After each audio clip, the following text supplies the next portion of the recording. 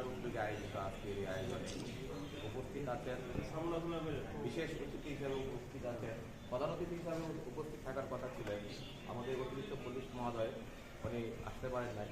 আমাদের মাঝে বিশেষ অতিথি হিসাবে উপস্থিত আছেন মোহাম্মদ এনামুল হক, সহকারী police super, Faridganj circle Kishoreganj. উপস্থিত আছেন অর্থ থানার ভারপ্রাপ্ত ইনচার্জ, উপস্থিত আছেন অর্থ থানার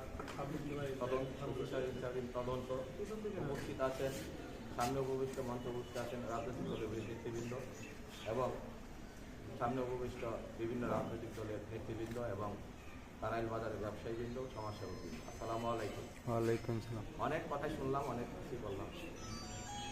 এখানে প্রথমেই আসি আমরা পুলিশের সেবার বিষয়। পুলিশের একার দ্বারা কিন্তু একটা এলাকা কন্ট্রোল করা সম্ভব না, আমরা যদি মানবিক না হই। আমরা যারা সমাজসেবক আছি, রাজনৈতিক নেতৃবৃন্দ আছি, বিভিন্ন ব্যবসায়ী বৃন্দ আছি, সকলেই যদি সকলের অবস্থান থেকে মানবিক হয় এবং সকলের দায়িত্বটা সম্বন্ধে সচেতন হয়, তাহলে কিন্তু পুলিশের দ্বারা সম্ভব একটা এলাকাকে সুন্দর সুশৃঙ্খলভাবে পরিচালনা করা। এখানে বিভিন্ন সমস্যার কথা বলা হয়েছে। এখানে বাকি বলছে যে তারাইল বাজারে আমার দোকানে চুরি হয়েছে। এখানে চুরিটা অনাকাঙ্ক্ষিত, চুরিটাকে ফেরাইতে পারে, কিন্তু চুরির পরে এটা প্রতিকারটা কিন্তু আমরা শক্তভাবে নিতে হবে। এটা কিন্তু পুলিশ প্রশাসনের একটা এই ব্যর্থতাই আমি মনে করি।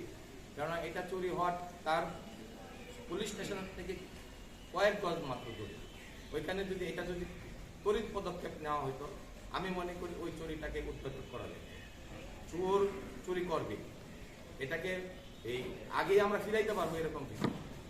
এটা আরেকটা জিনিস হচ্ছে যে এখানে 5ই আগস্ট আমরা যে বাংলাদেশের দ্বিতীয় স্বাধীনতা পেয়েছি, মুক্ত স্বাধীনভাবে কথা বলতে পারতেছি, যাদের মাধ্যমে আজকে আমি এই অভিযোগটা দিতে বাধ্য হচ্ছি যে তারাইল কলেজের দেওয়ালে আমাদের এই শহীদদের নিয়ে একটি কারুকার্য করা হয়েছিল। এখানে এই কারুকার্যকে বিকৃত করা হয়েছে, যেটা নাকি 5ই আগস্টের শহীদদের প্রতি অবমাননা করা হয়েছে। 5ই আগস্ট যাদের জন্য আজকে অর্জিত হয়েছে তাদের প্রতি অবমাননা করা হয়েছে। আমি মনে করি তারাইল পুলিশ প্রশাসন এটাকেও আরো তড়িৎ পদক্ষেপ নেওয়া দরকার ছিল।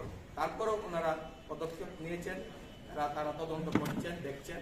আমি মনে করি এটাকে যেন আমরা ভুলে না যাই, 24কে যেন আমরা ভুলে না যাই। 24-এর জন্য কিন্তু আজকে এই